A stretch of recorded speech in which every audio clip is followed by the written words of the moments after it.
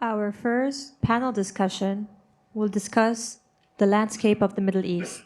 Please welcome on stage our moderator, Fatine el Khayarri, with Rick Schultheis from Rotana and Radhika Gorsia from Aries.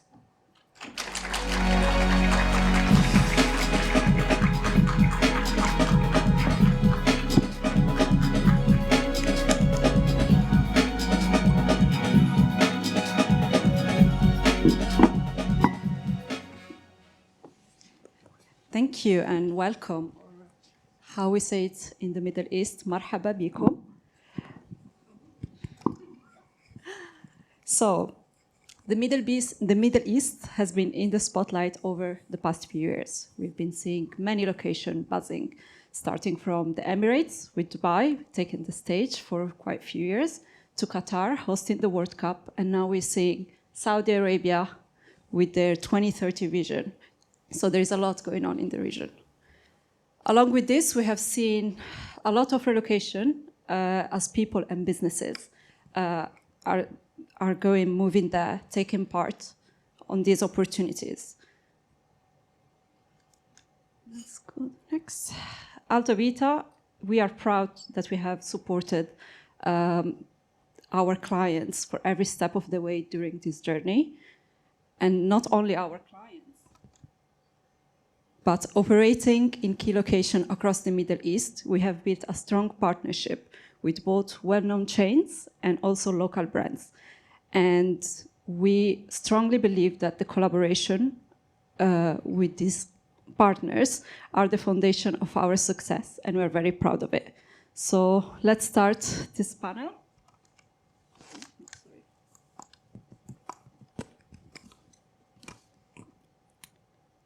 Radhika.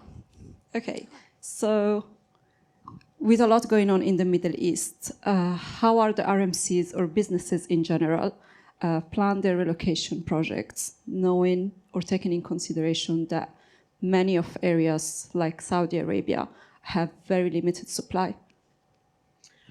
Yes, I think like most RMCs, we're seeing downturns in certain countries, but we're definitely seeing uplift across the Middle East.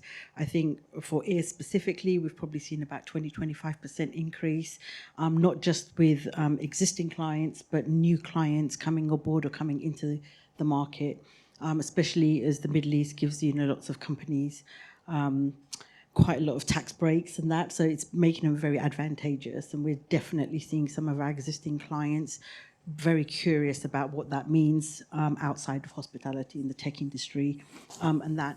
Of course, we're talking to our clients all the time, whether that be, review meetings, quarterly review meetings, to just find out, what their plans are they even thinking about what's going into the Middle East or not, what areas, because supply, like you said, it's tough. We actually just 2 weeks ago took some clients out to KSA who were thinking about going in there, just to show them what kind of properties will be like, what the cost, and the fact that they may have to pre-book and put down that money up front if that's what they're thinking about. Unfortunately, nobody's just saying, oh, it's 1 or 2 people. Like, I think if they make the decision to go in, then it's like they're starting off with 100 people at once, right? So that's the challenge that we've got. Absolutely. And Rick, how are the properties coping with such high demand? It's been crazy in Dubai, then followed by Saudi Arabia. Riyadh especially is very difficult to find availability at the moment. So how are you guys coping? Yeah, I think for us as Rotana, we as I think most companies will do, is expanding. We are more and more hotels and also service departments that we are bringing to the region. It is indeed true. KSA especially, it's a huge demand on that particular country, especially when they're opening up the country itself to leisure, but also the corporate kind of segments that are there. UAE always been very busy. Dubai, of course, is still the leader in that particular country, but also Abu Dhabi is really getting there and really rivaling also Dubai for the first place in the UAE. But not forgetting Bahrain, Qatar, they're all doing very well. And even after the World Cup, when Qatar went down a little bit with revenues, etc., they're really finding their way again to come back from where they are, to find new businesses, new kind of segments that they can deal with. The sporting segment has definitely also been already all very big, but again, also there is increasing a lot. You also now see entertainment. A lot of concerts are going into KSA, to Qatar, etc. So they're diversifying a lot. So the hotels really are trying to cope with that. And as a Rotana, we're trying to really enhance our offering as such of the 6 kind of levels that we have. Amazing, thank you. So following this, let's talk rates. We've seen... The cheaper, the better.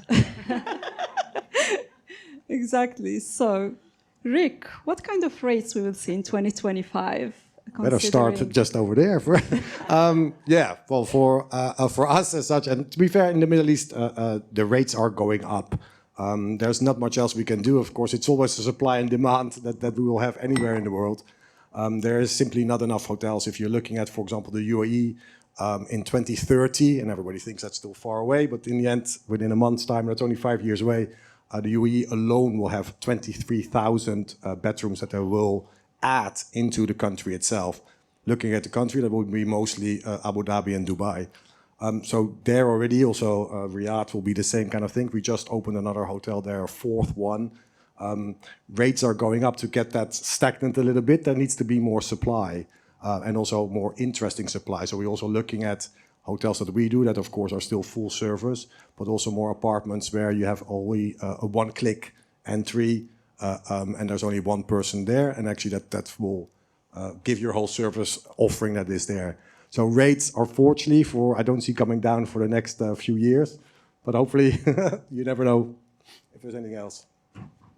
Okay, Radhika, how RMCs are allocating their budgets? Well, look, it all starts with making sure that before a costing goes to the business, that you've got the right costings in place. So we're fortunate that we have a budget estimator tool that's available to all of our clients, and we can update rates as and when things are changing. So we don't wait, on an annual basis to see what's happening. If we see those rates going up, we're able to go in there because a lot of our clients use that tool to, again, get the sign-off of the budget, and then they want to see the budget to actual at the end of that as well. So, and at a time when everyone's looking for cost savings, it becomes really hard. But look, these are business decisions that they're making that are going to have a wider impact to their businesses. And I honestly don't think the cost is going to be an issue if they're going to be getting on making more on the flip side of that. No, definitely. I think for us, of course, we always look at return on investment, of course. But I think also, especially if you go to the Middle East, we are really trying to offer also value for money. I think the whole kind of concept of the world is going more and more to more home away from home. Those old kind of sayings that they used to have 30 years ago are coming back again. And we're looking more for home working also. So we're going to see how we can actually basify the rate together with all the offerings that we have. Health, more and more people want health awareness. So that's what we're looking at. So I think in the end it will balance out.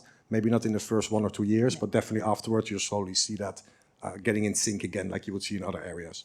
Yeah, and I agree. And I think Middle East, can bring in labour quite quickly, and we've seen them do that through hotels.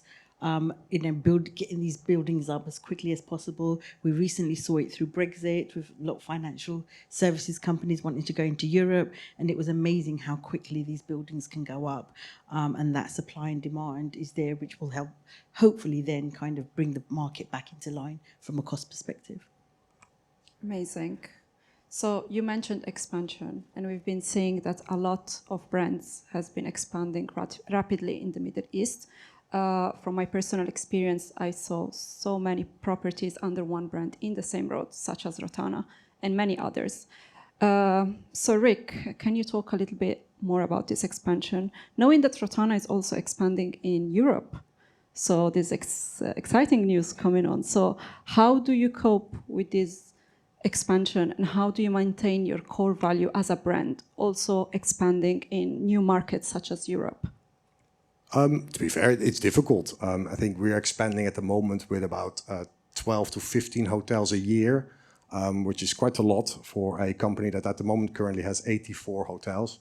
So of course our whole structure is also focused on that.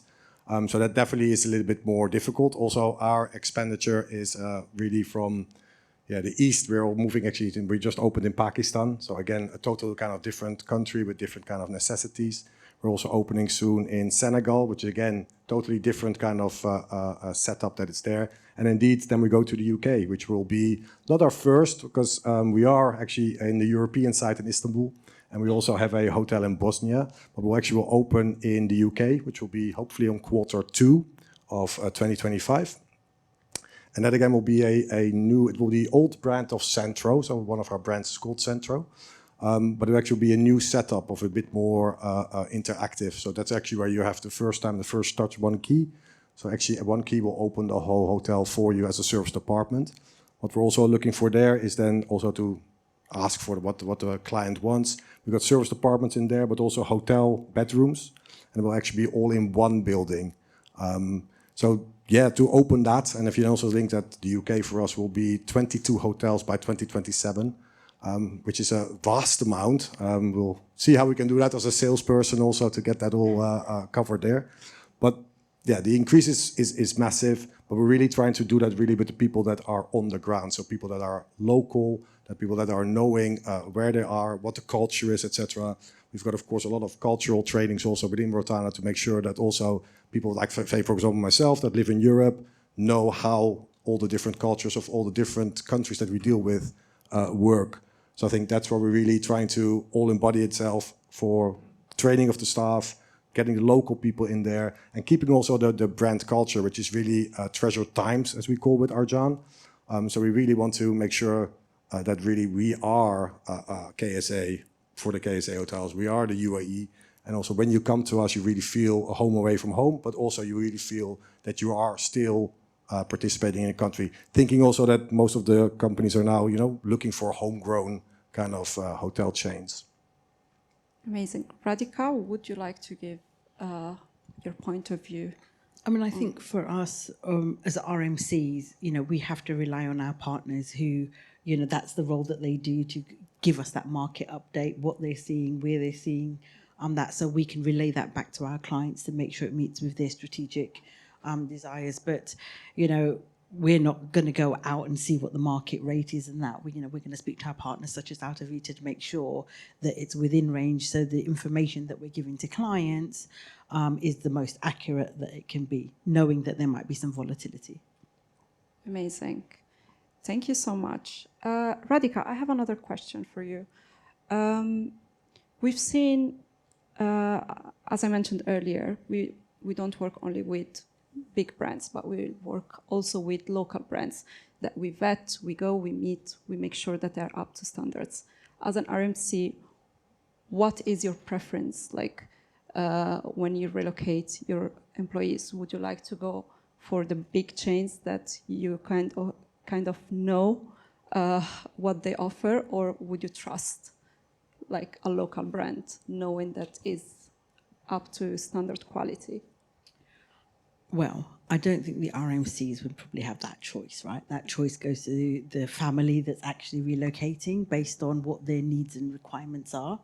And like everyone else, I myself, love a nice 5-star hotel, but I also like boutique hotels, So I think it depends on the experience, the size of the family, what they're going to be looking for. I don't see a boutique hotel, as long as it gives the amenities of a temporary serviced accommodation, would hinder in any way at all. Amazing. Rick, would you like to give your point of view? No, I 100% agree, to be fair. I think it's still the choice of the traveler, and I think they still decide, even for a lot of corporate travelers, still decide where they want to go. Is it either location or also is it the hotel, the facilities that they have to offer? So, yeah, fully agree.